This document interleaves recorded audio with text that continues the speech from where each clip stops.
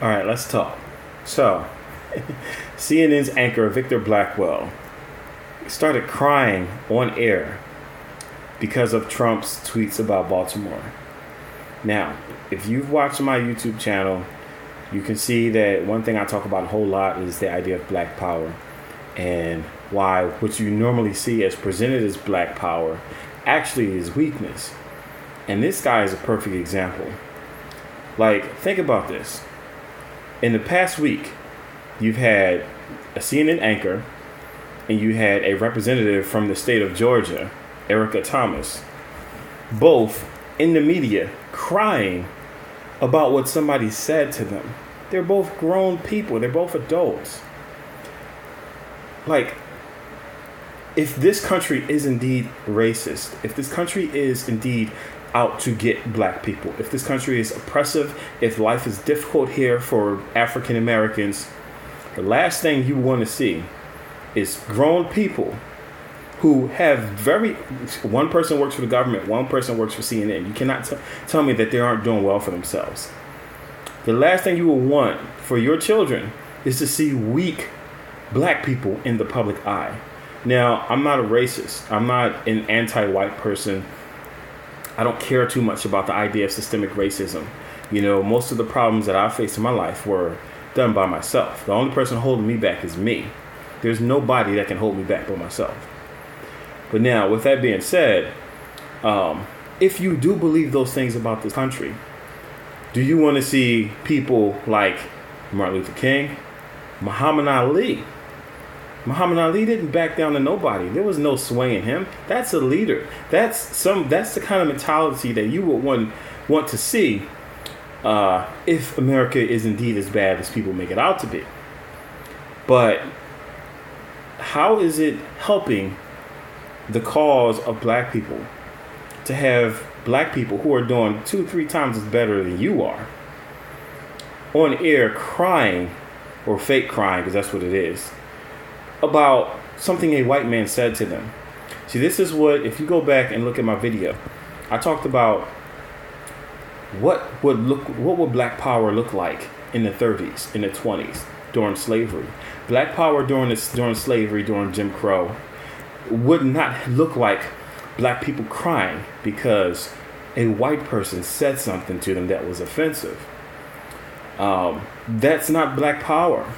Black power is the people who managed to become very wealthy, who managed to maintain a sense of pride and dignity in the face of adversity, in the face of oppression throughout the years. Black people, Asians, whites, whatever, all over the world. Now, the whole black power thing started, and it wasn't a call to victimhood. It was a call to, don't bow down to oppression. Don't bow down to hate.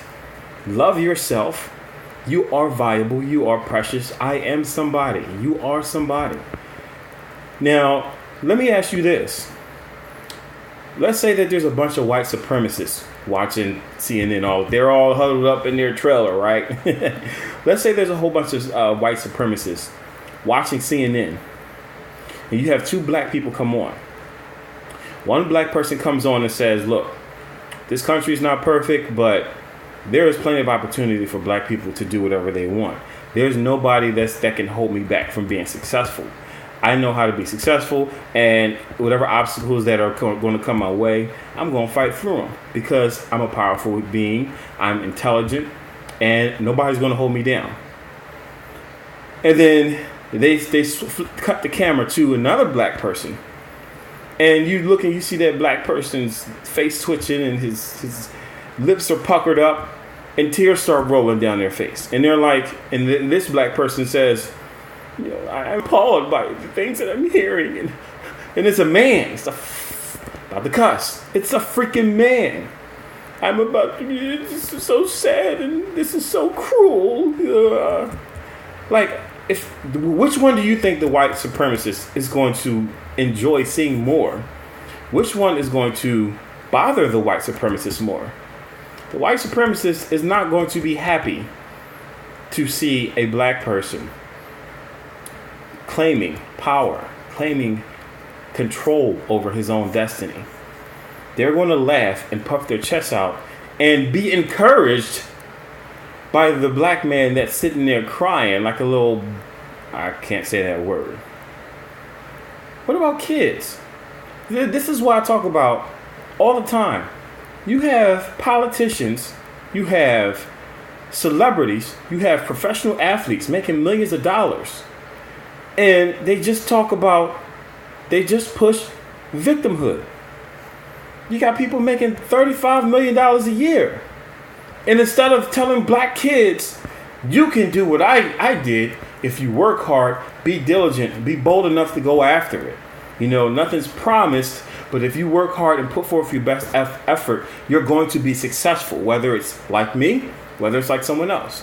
You don't hear that from black people who made it. You don't hear that. What you hear is, it's so hard, man, we held back. So basically the people who make it, the black people who make it, the only message they have to people who haven't made it is that you can't get to where I've gotten, which makes you wonder, how did they get there? Are you saying that you're better than other black people? Or are you saying that, or if you're not better than other black people, but you got to where you got, was it luck? Or was it the help of the white man? They won't say that. See, if you ask LeBron James, how did you get to where you got? Or Colin Kaepernick, well, at this point, whatever. But any of the outspoken, prominent people who are getting paid millions of dollars, you ask them, what has gotten you to where you are now? Now, there's a couple of things you may hear. You may hear, well, I've been blessed with certain skills, which, aka, to me, that's God. They may outright say God. They may not. They may just say, you know, I was born with a certain attributes or body or whatever. Okay, I get that.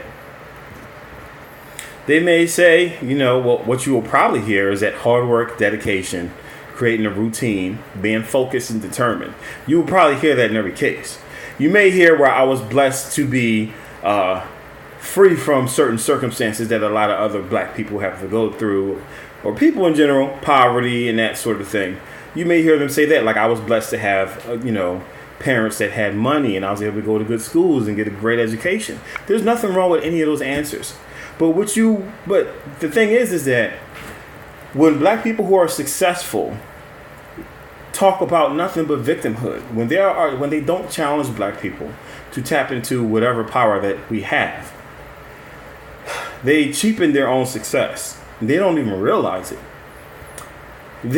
In one hand, they make their success appear to be unattainable. But on the other hand, they cheapen their success just thinking about the implications of what you're saying. Like I just broke it down to you. How did you get to where you got? Was it not hard work and determination? Did you not have to make the most of every opportunity? Oh, that wasn't got you to where you are now? Then what else was it? Either you're better than other people or you got help from the white man. There's really not that many options. So it just bothers me that these people who live in mansions and who live in the suburbs, they act so offended and they act like they're so in touch with the hood, and they act like, they act like they just fraud. They just fraud. See, that's supporting white supremacy. That is oppressive.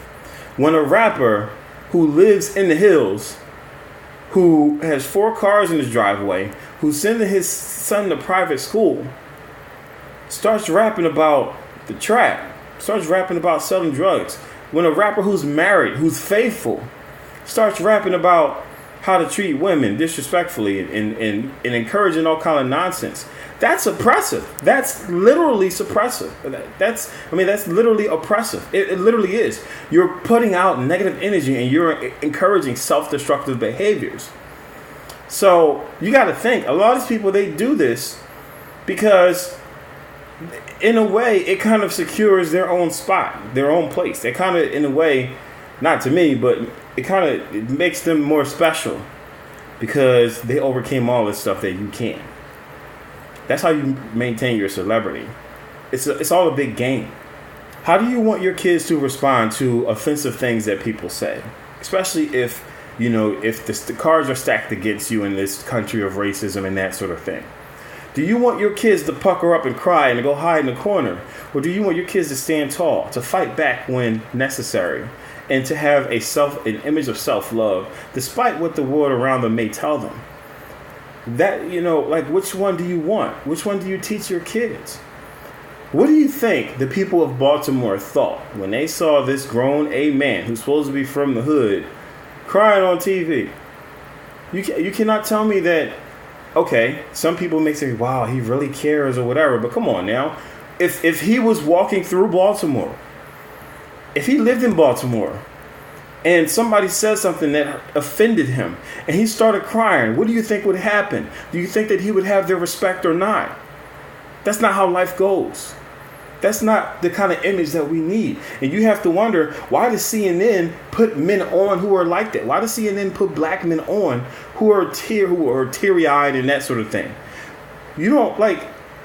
Where are the men who are saying, we're going to overcome whatever Trump says, whatever he does, whatever the white man says or does? You won't, how come you don't see those kind of people on CNN?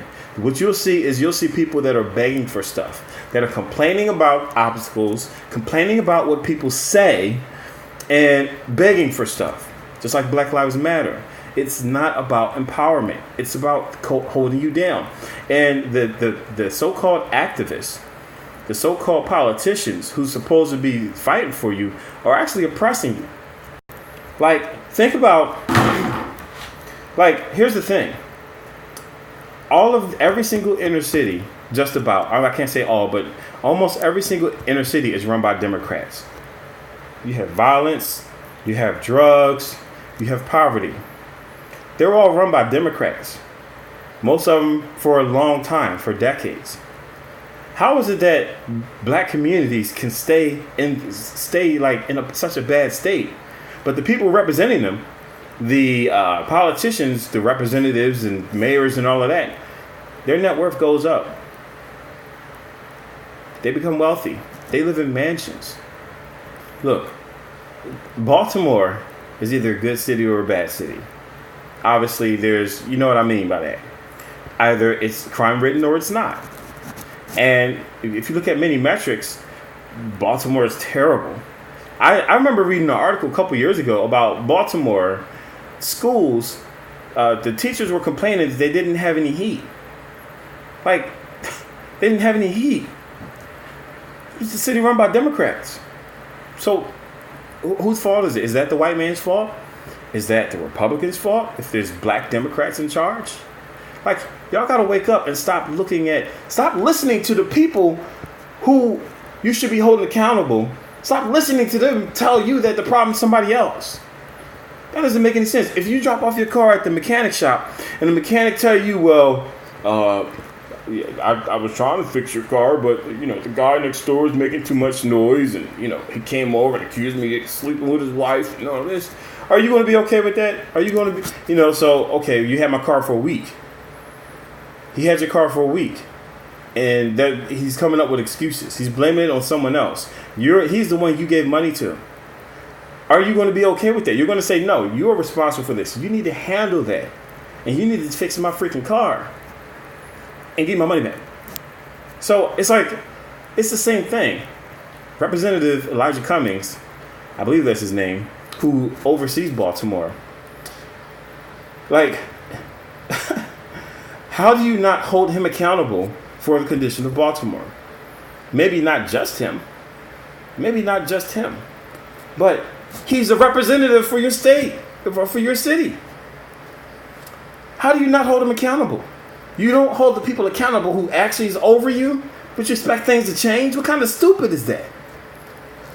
And then the one that goes on TV to represent you is one that bursts into tears? Come on, dog. That's something that's true. If you live in Baltimore, you know how bad it is.